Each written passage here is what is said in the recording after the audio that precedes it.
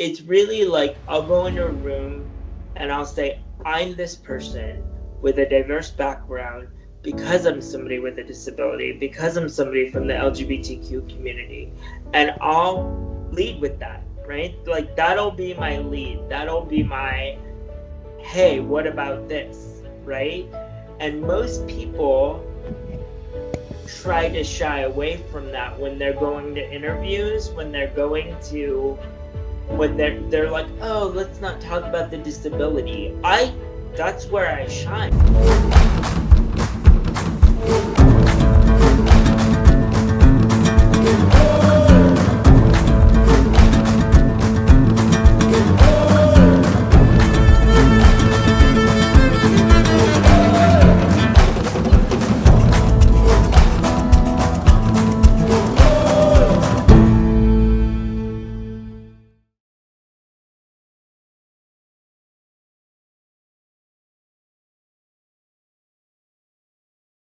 So, how important do you think technology and social media is to individuals with disabilities compared to the general public? I think people with disabilities use social media in a sort of different context than the general public. I think that for some people, and this is me included now that I moved to the East Coast, weather can be a challenge to navigate in. And so, in order to not feel isolated and sort of like away from the world, I think people with disabilities use social media a lot.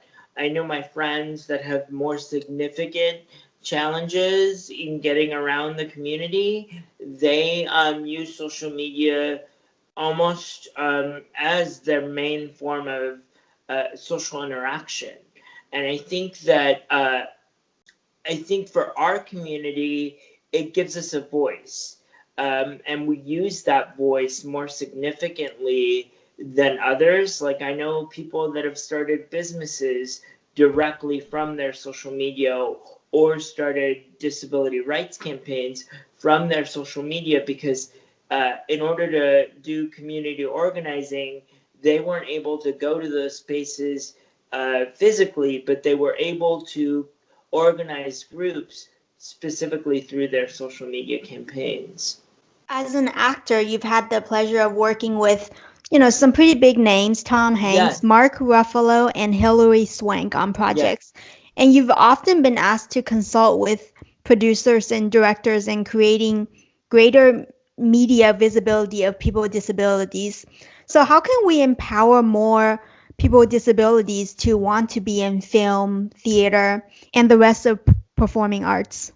So I think like we need to make them inclusive spaces, right? Like we need to make casting directors and production companies more accessible to us.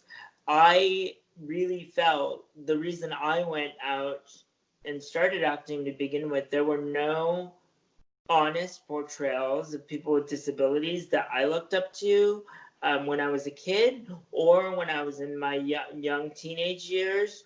And then on top of that, there still hasn't been significant gay characters with disabilities on television. Um, my friend, I'm gonna give my friend a plug. He's has a new show on Netflix coming out on April 12th. It's called Special. It's based on a book he wrote, and it's the first gay character with CP. Um, it's kind of a docu series, and I'm not jealous that he got it before me because he's a friend, so I'm joyful for him. But I mean, even there, it's more about his struggle to find someone and be a part of normal society.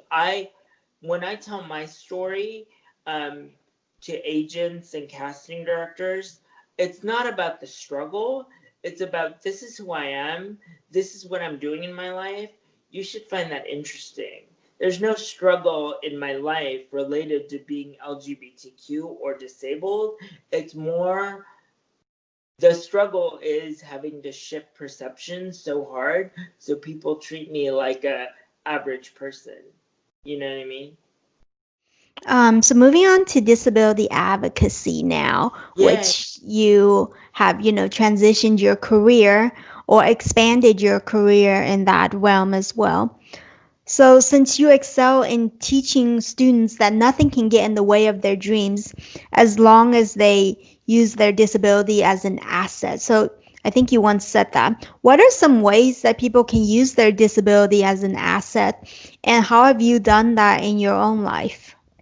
So, I mean, I haven't had a job interview per se in, I'd say, about 10 years, right? I mean, I've worked professionally in advocacy and policy for the last 10 years of my life. And it's really like I'll go into a room and I'll say, I'm this person with a diverse background because I'm somebody with a disability, because I'm somebody from the LGBTQ community. And I'll lead with that, right? Like that'll be my lead. That'll be my, hey, what about this, right? And most people try to shy away from that when they're going to interviews, when they're